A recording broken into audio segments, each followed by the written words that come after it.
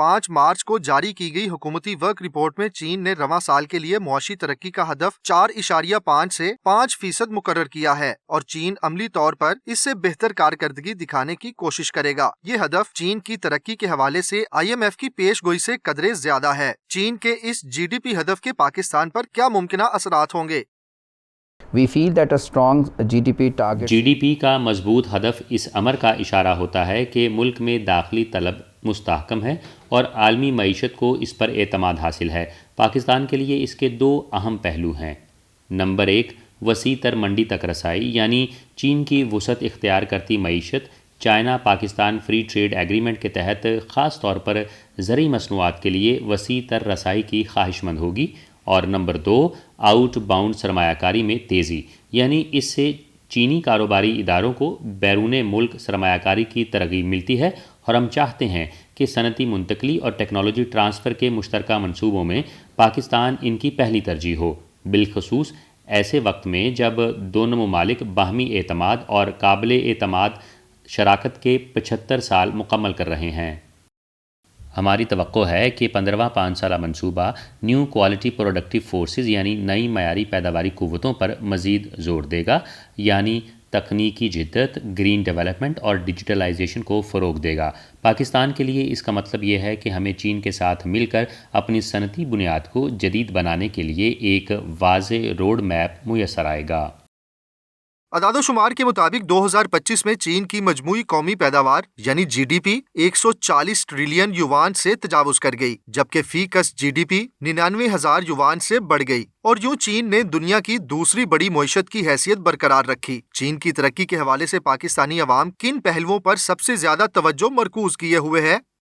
from my vantage point here in Shanghai. चीन के इक्तसादी power house Shanghai में मौजूद होने के बायस मेरी तवज्जो ख़ास तौर पर आला मयार की तरक्की और इसकी आलमी समत से मुतालिक पॉलिसी इशारों पर मरकूज़ है। हम तवक्को रखते हैं कि ऐसे नए इक़दामात सामने आएंगे जो चीनी मार्केट को गैर मुल्की कंपनियों के लिए मज़ीद वुसअत देंगे।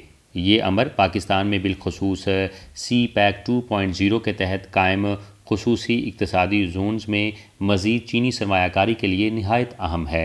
इसी तरह चीन के कसीरुल जहती निज़ाम से वाबस्तगी और आलमी रवाबित के मंसूबों मसलन बेल्ट एंड रोड से इसके अज़्म की तजदीद हमारे लिए खुसूसी दिलचस्पी रखती है। हम उम्मीद करते हैं कि बाहमी फ़ायदे पर मबनी ताउन को बदस्तूर तरजीह दी जाएगी ताकि पाकिस्तान जैसे तरक्की पजीर ममालिक इससे फ़ायदा हासिल कर सकें।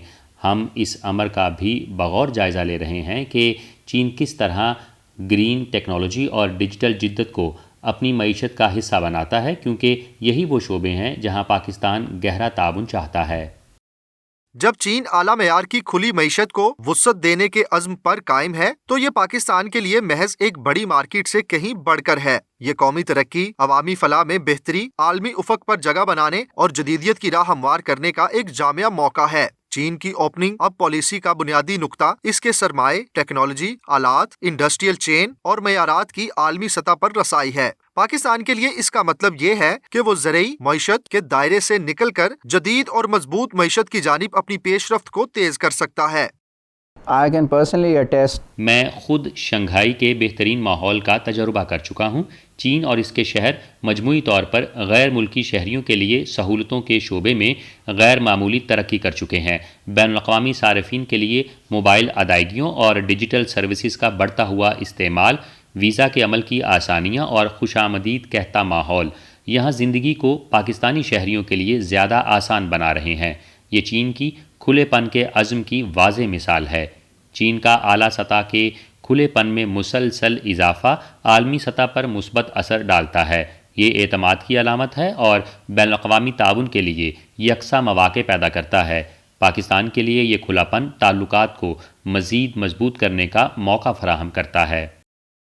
ज़राअत चीन और पाकिस्तान के दरमियान ताउन का बुनियादी शोबा है और पाकिस्तान की चीन को बरामदात में भी इसका बड़ा हिस्सा है। अब दोनों ममालिक का ज़रूरी ताउन सिर्फ टेक्निकल डिमॉन्स्ट्रेशन और तजारती लेन देन तक ही महदूद नहीं रहा, बल्कि मुकम्मल वैल्यू चेन इंटीग्रेशन, मयारी तरक्की और अवामी फलाह के नए मरहले में दाखिल हो चुका है। वसाइल, टेक्नोलॉजी और मार्केट की ज़रूरियात के लिहाज से दोनों ममालिक एक दूसरे की सलाहियतों को पूरा करते हैं।